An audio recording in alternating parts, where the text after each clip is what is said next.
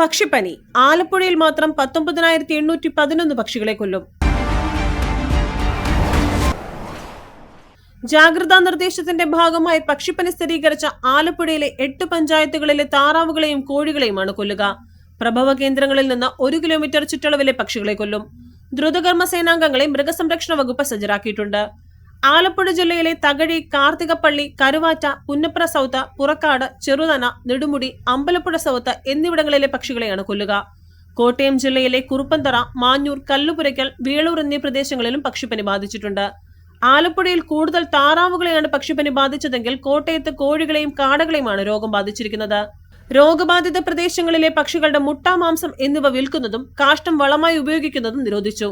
പക്ഷിപ്പനി ബാധിച്ച പ്രദേശങ്ങളിലെ ജനങ്ങൾ ജാഗ്രത പാലിക്കണമെന്ന് ആരോഗ്യവകുപ്പ് മുന്നറിയിപ്പ് നൽകി.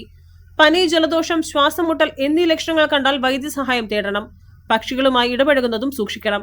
News bureau, Alappuzha.